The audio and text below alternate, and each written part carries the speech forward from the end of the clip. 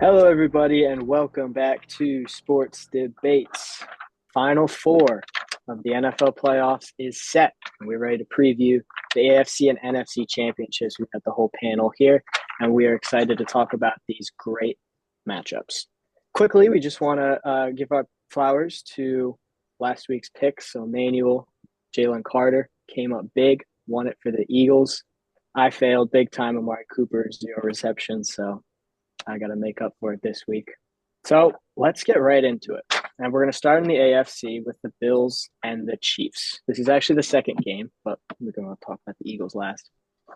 So this is Josh Allen, Patrick Mahomes, two best quarterbacks going head to head. Once again, this is their ninth matchup against each other, fourth in the playoffs. Patrick Mahomes has won all three playoff matchups thus far, two divisional rounds, one championship round. The Bills, they just defeated the Ravens 27-25. It was a good game back and forth, and Allen came out on top against Lamar. He didn't have a crazy game, 127 pass yards, did rush for 22 rush touchdowns. So he was more of a threat with his legs in that game. The Bills' defense came up big, forced Lamar Jackson to turn over the ball twice. That helped them, and it came down to a missed two-point conversion. The Chiefs beat the Texans 23-14. They took care of business there. Mahomes and Kelsey were looking like their playoff selves. Kelsey, 117 yards. The rest of the wide receiver core, though, kind of quiet. Brown, D-Hop, and Schuster, no receptions for any of them. It was primarily Mahomes and his best bud, Kelsey. So the Bills beat the Chiefs in Week 11 in the regular season, handed them the Chiefs one of their two losses in the regular season. If history has anything to say about it, it's going to be the Chiefs again. But is anything different this year? That's what we're going to talk about. Manuel, I'm going to start with you. What are your thoughts on this matchup? Well, obviously, I just want to say that this is going to be an amazing game, just like last week with the Buffalo Bills and the Ravens. It was wonderful. And this week, I'm going to rock with the Buffalo Bills against the Kansas City Chiefs. I believe last time during the season they played the Bills. Obviously, it was a regular season, so things can drastically change. They won 30-21, and I believe that Buffalo has been tired of getting tired of losing to the Chiefs in the playoffs, and I think they finally have enough pieces to pull this together. The Chiefs are probably the weakest they have been like for the past 5 years.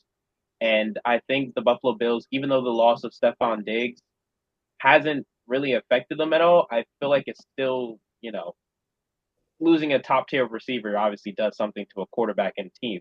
But Josh Allen has really proved that he does not need Stephon Diggs to win this, and I think the Buffalo Bills will obviously win. Dwayne, do you agree? I do. He hit everything to an exact T. I feel like this is if any year, this is the year for them to win against the Chiefs. If any year, this playoffs Patrick Mahomes still being Patrick Mahomes, but I feel like at the way both teams are playing, not only throughout the season but throughout the playoffs, I really think this might be the year for him. If not any other year, this year. Yeah, I want the Bills to win so bad.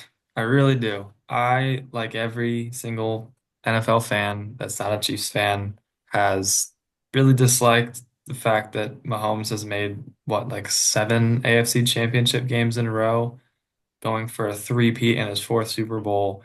I really want the Bills to win, but I don't think they will. The biggest reason is just the Chiefs are the Chiefs, and they're built for this moment. Mahomes is he just becomes even better in the playoffs. The Bills do have a good amount of injuries. I believe they got a little banged up in the Ravens game.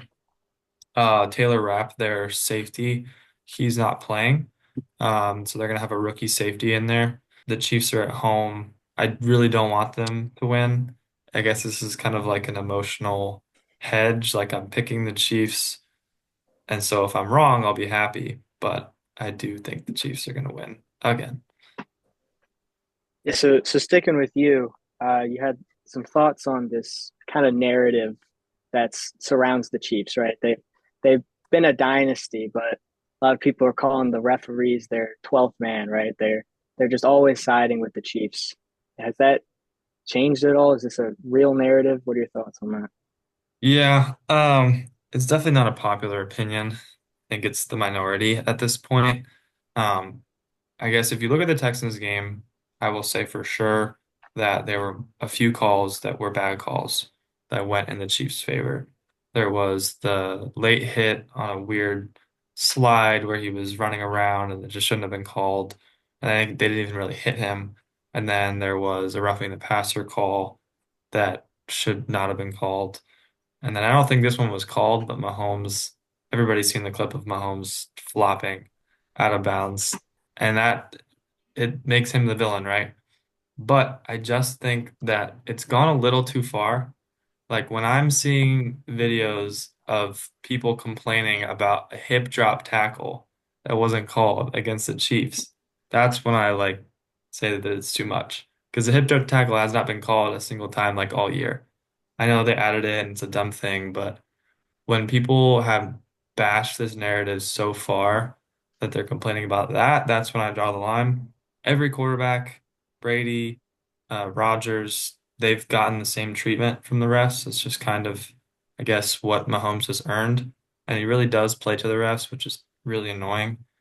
But there's something about confirmation bias when the narrative is that the Chiefs get all the calls every single time a call is wrong that goes in their favor. People are just going to point to that. But I bet if you looked at every other team and if they had that same narrative around them, it would be the same thing. No, I agree. I think when we look at some of the great teams we've had, sometimes we do glance over the fact that that is the truth. I think that it's more obvious now than it was previously, but I do agree that other teams that were great had some of the same things happen. I mean, you look at New England. There has been some egregious things that we've obviously all seen, and there's been some things that were kind of hush hush that not a lot of people know. Whereas now everybody's paying attention to it because it's more obvious. So I have to agree that that is a trend with good teams a lot of times.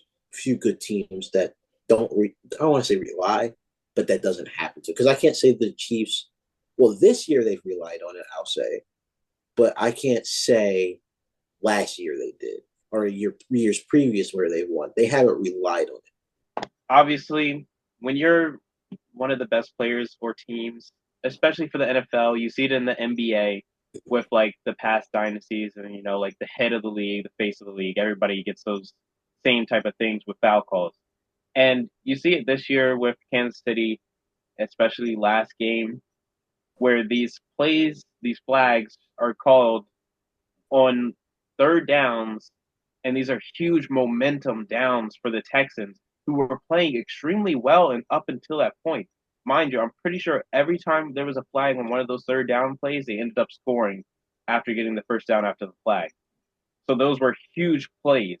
And, that really just kills a team's momentum. Is momentum is the most important thing in football. It's what really gathers a team. They're really tired and a huge play just happened, and now the momentum's on their side. Now they have enough energy to give it one more push. And I just feel like the flags this year for the Chiefs have been a little over the top here and really just pushing the Chiefs and putting momentum on their side after crushing their opponent's team's momentum. Yeah, I think the bottom line for me is it's just the timing. Like Emmanuel was talking about, like the third downs. You think the defense got to stop. Oh, there's a flag on the field. And it's like, of course there is. Like, what could they possibly call? And I mean, even going to like the Super Bowl 2 years ago, like a big moment, like game defining moment, of course there's a flag. Was it a PI? Probably, but in the moment, it's always just the moment, It's finicky that in the moment. makes it annoying. But yeah, I will say sometimes watching too, like I'm like, okay, that probably was a call, but I'm just upset because I don't want it to be a foul, and feels like there was something wrong about it. So as far as my pick goes, because I have the Bills going all the way originally, I'm sticking with it. That way, if they win, I can say I never betrayed them. I looked back at the regular season matchup that they had in Week 11. The Bills won 30-21. This was a air heavy game between the quarterbacks and the teams in general. Allen had 262 pass yards. Mahomes had 196. Casey ran for just 78 yards. Buffalo just 104 yards, and the majority of that was Josh Allen. I think if the Bills can execute in the run game and Allen can give them, 50 yards on the ground or something, and the run game can be better than the Chiefs, I think that can put them over the top because I think they do have that advantage over the Chiefs a little bit. All right, NFC Championship time. Sunday afternoon, the Commies coming to Philly. They split the season series. Eagles won the first game early on in the year, and then the Commanders won later in the year. Hurts got injured, was taken out. Commanders had a comeback win. That was a big story and everything. Daniels has thrown very well against us, though, in both those games. 449 total pass yards, 6 touchdowns in those 2 matchups. They defeated the Lions 45-31, took down the top offense in the league, and really took advantage of that banged-up Lions defense, forced 5 turnovers. So the Lions were kind of hurting themselves there, too. Daniels passed for 299 yards, 51 rush yards. He was absolutely dominant. Meanwhile, the Birds hosted the Rams in the snow, as you can see behind me there. Hurts kind of banged up, third quarter knee injury, left for a little bit, came back with a brace. Barkley did most of the work, 205 yards, 2 touchdowns. Hurts also had an explosive 44-yard touchdown in the beginning. Jalen Carter in the defense came up big when the team needed them. 2 big sacks at the end there. Kind of a close game, a little nervous, but they got it done. So I just want to hear you guys' thoughts on this game overall. What looked really good? Was there any concerns that came up, etc.? So, Aiden, I'll start with you. What'd you think about this game? I guess personal experience through the game, they went up 2 scores through that breakaway Saquon touchdown, and I remember screaming top of my lungs. I was like, "Good night, game over." Like I think everybody was kind of feeling that in the moment, right? And there's 4 minutes left. Jake Elliott misses the extra point, and then the Rams go down and score very quickly, get the ball back with 2.5 minutes. And then we were texting, and I remember saying, "This is giving me flashbacks to week 2 in Atlanta when Kirk Cousins marched down and scored, and then won the game." And that's just kind of how Vic Fangio runs his defense. The bend but don't break mentality is just what teams abuse us for in the end of games. They did get one long catch to Puka, which really scared people. I think the game was sort of in hand until the end when the defensive philosophy kind of backfired, but that's typical of Vic Fangio. While the score and the ending was close, I think had it been a different scenario, I think that the Eagles fans would feel more confident. I think the defense played pretty well. Offense did not. I don't know if somebody else wants to take a stab at that, but the offense was not good.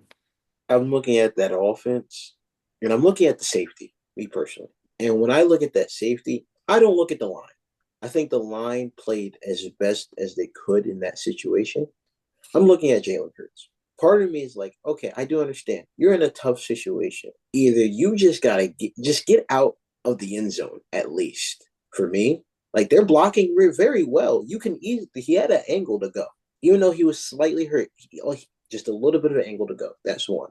2, if you look at that play, I believe there was someone open on that left side, and he just wasn't looking. And to me, that's an issue. Like that is a large issue in that. We cannot take a safety there. We just can't.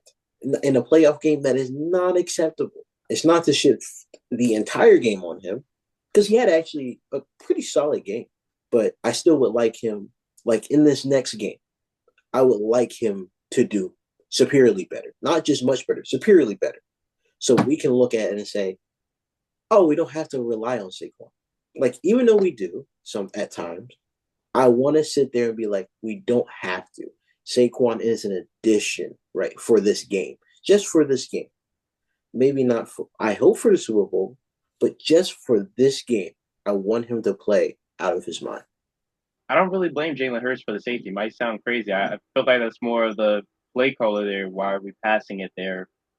Knowing darn well we're backed up into our end zone. I think it was at like our 5 or 10, something ridiculous like that. And we're here trying to pass the ball, knowing that it's snowing, knowing that our wide receivers get no footing, knowing Jalen Hurts is also a little bit banged up. So we just decide to pass the ball there. Just no, just run the ball, get us a little bit of yards, punt it. Even if we don't get it, it's okay. We're not letting up points. But our offense has me a little bit worried, especially with Jalen Hurts' knees issue. That's what makes our offense such a dynamic offense.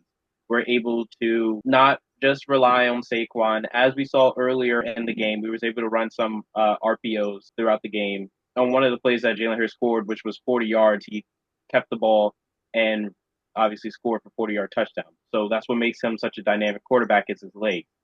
Now I'm worried with the Commanders' defense coming in.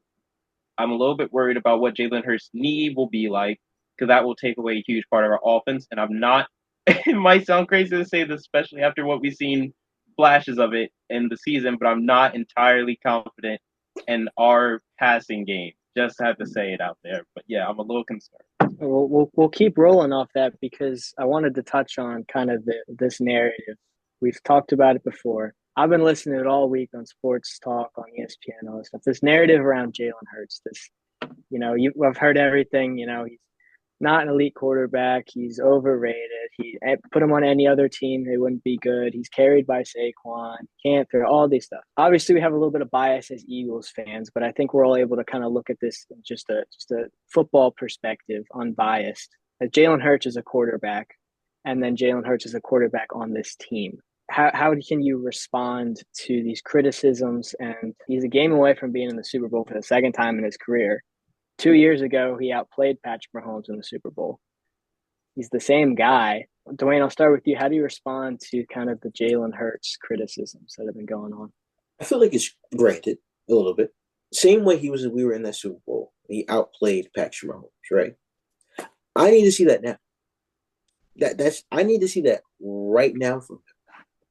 Yeah, Saquon is carrying the load. It's just true. And it's no shot towards really Jalen. Saquon's just that guy, And there's no denying that. Because of what the narrative is, and I can see where the criticism comes in, yes, I would like him to be at the level that he was 2 years ago, outplaying Patrick Mahomes. I want to see that again. Because then you show people that, you're like, oh, so it's a back and forth. Like, oh, I got it this game. Oh, I got it this game. I want to see that. Or they both got it in one game.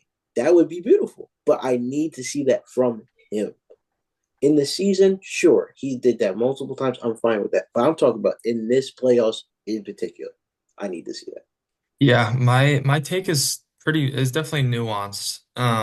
Because on the one hand, I do agree with the criticism to an extent. I think I like to consider Jalen Hurts as a game manager who can run. He's not, Jared Goff who can't get out of the pocket or, any other game manager, but he can run, and that's a skill set of his that some don't have. But his pocket awareness is definitely not great. And we've seen that the last couple games, taking dumb sacks, dumb safeties. And so that's certainly his biggest weakness, I would say. But I think his biggest strength, and some people would argue that wins are not a quarterback stat. I would say they are. And for Hurts, his ability to win games, period, is his biggest strength. Now, the fashion that we win those games may not be the prettiest. He might throw for 150 yards and not ball out the way we would consider it. But at the end of the day, I don't think he cares. I don't think the organization cares if they win the Super Bowl and he doesn't look like a top 10 quarterback. I think a Super Bowl is fine in whatever way it comes, right?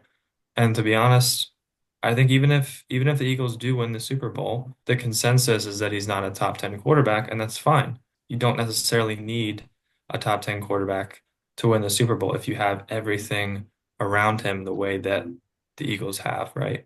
And if they didn't, if their defense was worse, they didn't have the run game they did, I think Hurts would be challenged to elevate his game, and maybe he would play better, like he did 2 years ago. The fact that he is just doing what he needs to do to win is all that it takes and all that the Eagles need. Obviously, we all seen the flashes of Jalen Hurts' capability as a true passer. We've all seen this, whether from 2022 or even a couple of games from this season. However, like let's not forget 2023.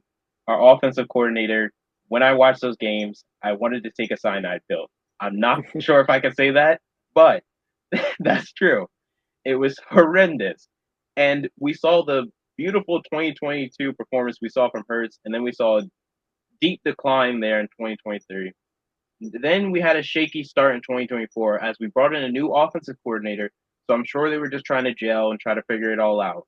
Then A.J. Brown speaks up, says that we need to get the passing game going. And once we say we're going to do this, we did it. And Jalen Hurts showed us what he is capable of, what we've seen in 2022. I know he can do this. The problem is Jalen Hurts has problems, like Aiden said, in the pocket. The pressures get to him. He gets a little antsy. Sometimes he rolls out when he shouldn't. Sometimes he just needs to step up in the pocket. Sometimes he's, loose with the ball handling.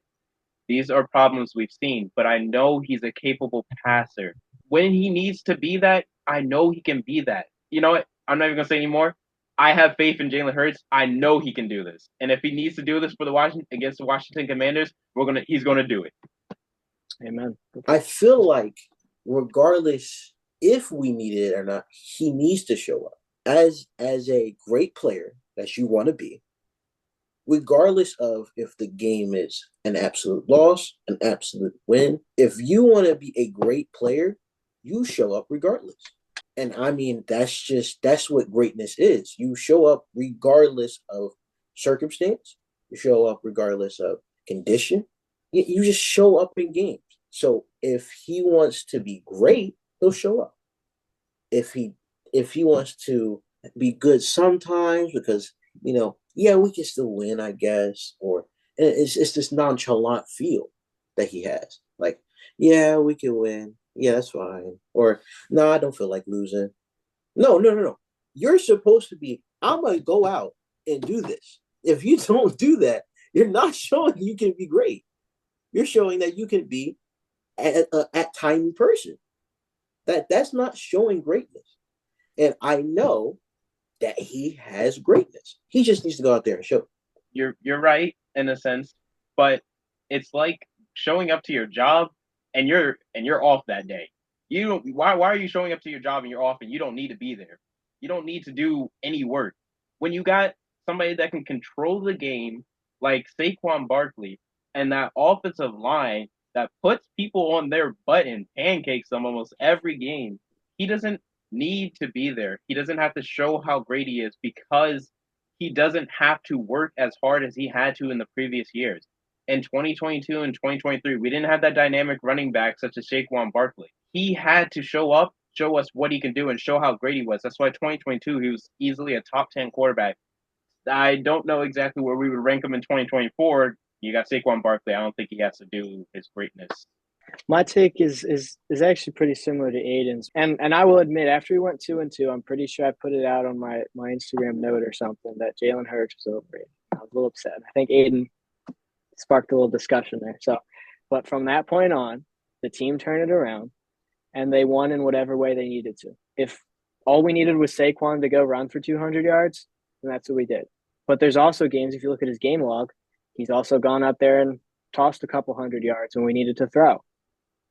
And I think in these last two playoff matchups, we've been fine with how we've played. Now, they've both kind of gotten to a point where, is the other team coming back?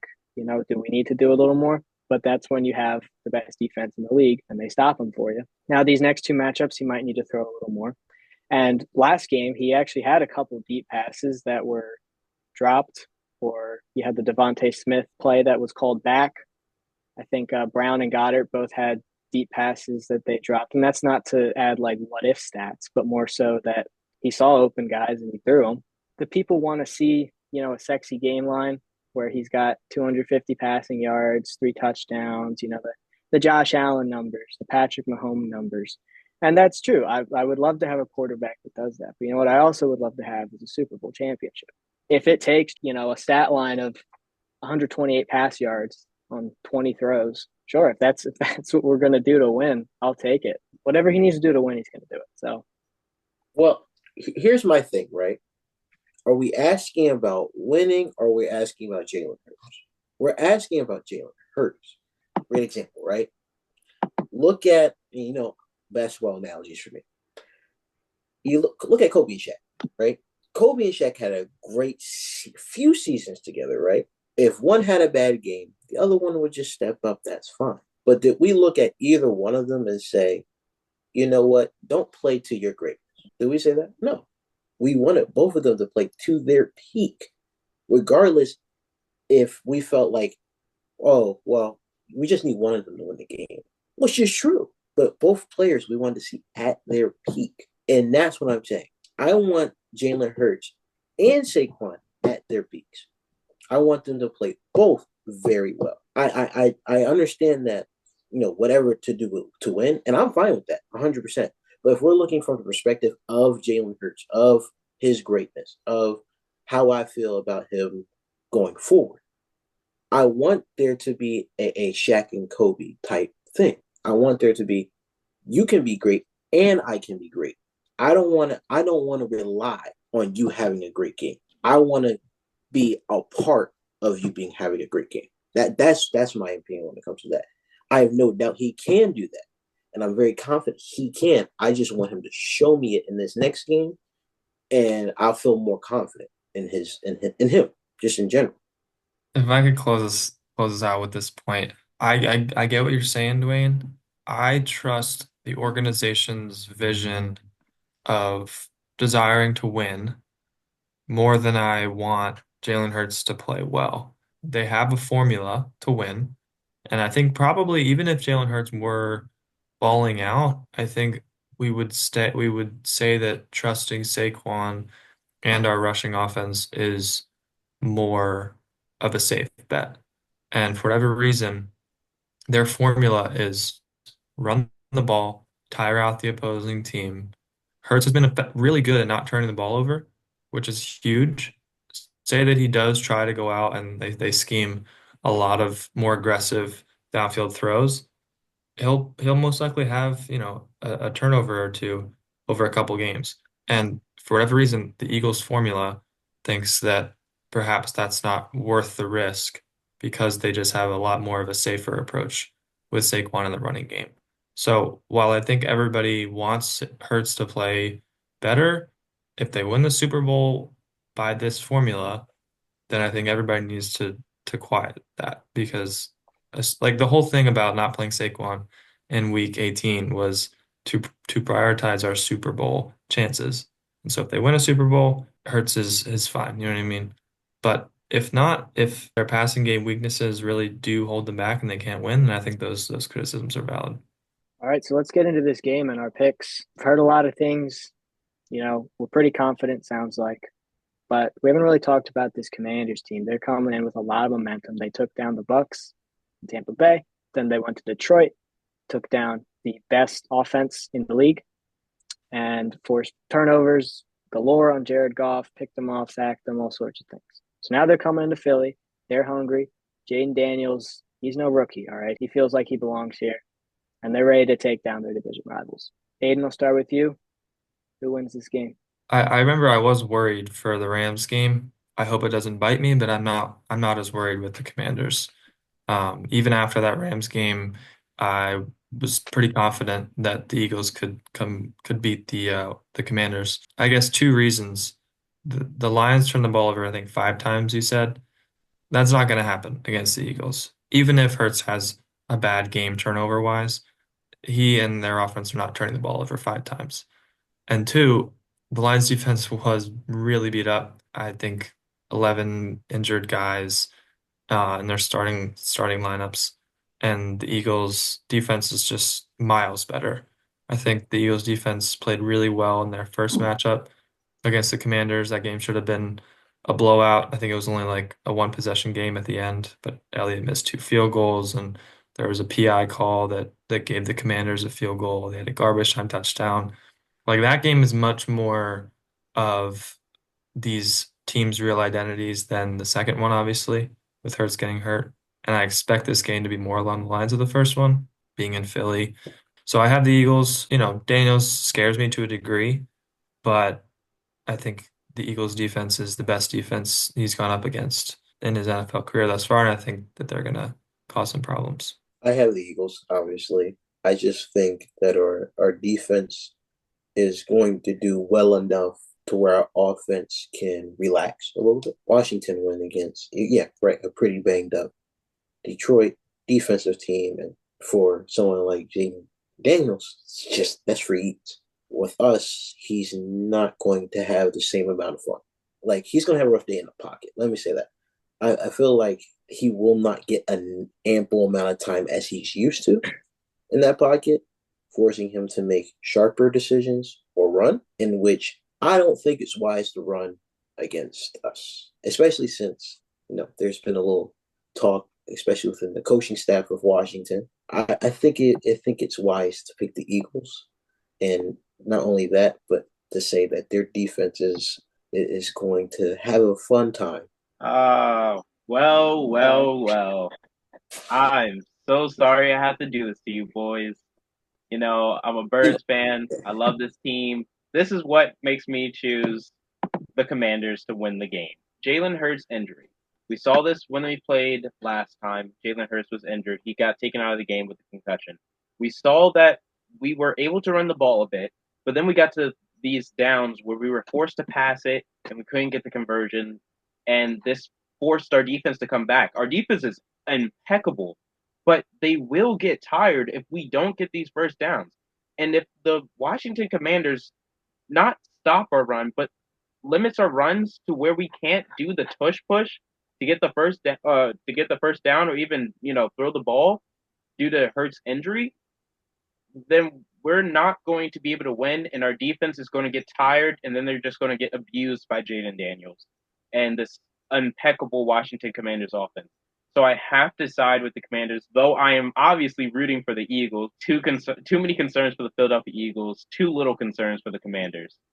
Well, I'm going with the Eagles, but respect the take. And here's why. Simple stats. They beat the Lions, but the Lions still scored 31 points on them. Okay. The Commanders allowed the third most rush yards all season, so they were bottom of the league. Teams ran all over them. They've allowed the second most thus far in the playoffs.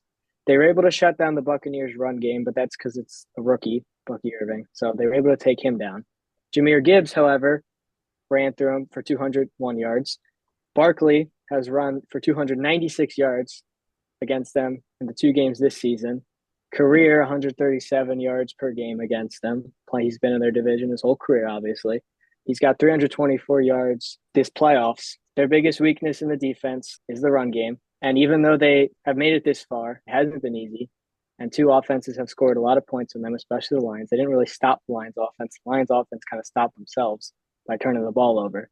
But they were still lethal, especially Gibbs. If Gibbs is number two, we've got number one running back, There are some concerns with the throwing game with Hurts' injury, but we've made it this far by running around the field. So what's one more game to get to the Super Bowl? So, all right, so we'll close it out, as always, with our breakout player picks. Anyone want to start first?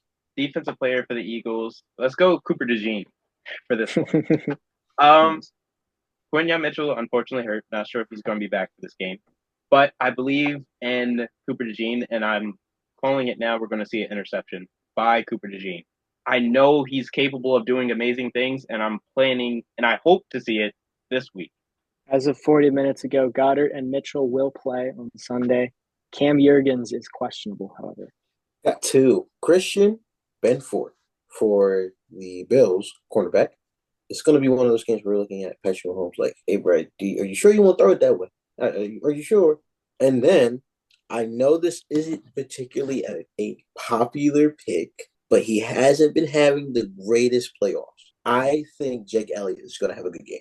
He hasn't been super consistent. I have him being the breakout player for the Eagles. I feel like we're just picking these players just kind of willy-nilly. I don't want to, Saquon's too obvious. So I think I'll say Kenny Gainwell because of how bad their rushing defense is. And also, I think that like when they see him come into the game, their temptation is to just, take it easy because it's not Saquon. But I do think that when Kenny's come in, he's been really good for limited opportunities. So maybe he won't get a touchdown. He might not break one off, but he'll probably have a couple pretty solid rushes. And then, gosh, I'll just throw out a random like defensive player in the Chiefs game. Nick Bolton will have a good game at the linebacker, and I don't know. I think he had the touchdown against the Eagles in the Super Bowl, like a fumbled six, but he's really good, so I'll pick him.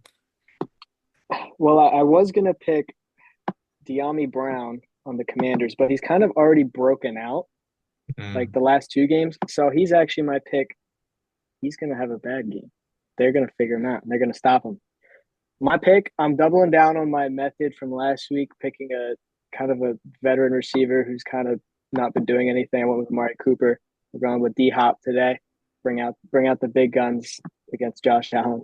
He had like 2 targets and 0 receptions last game. So I don't know what his deal is, but DeAndre Hopkins, fantasy legend. I just want to say one more thing. I'm gonna switch my pick. I'm taking it off of Cooper DeJean. Not that I'm losing faith in him. I'm gonna move it to Orion Burks. He played last week, so we're sticking with the defensive side.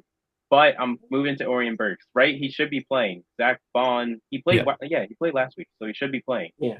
And he did play pretty well. He came up huge a couple of times. So yeah, I'm gonna go Orion Burks. All right, so that concludes our episode, and next time we'll be previewing the Super Bowl, and let's hope our birds are there. See you next time. Reach some pose.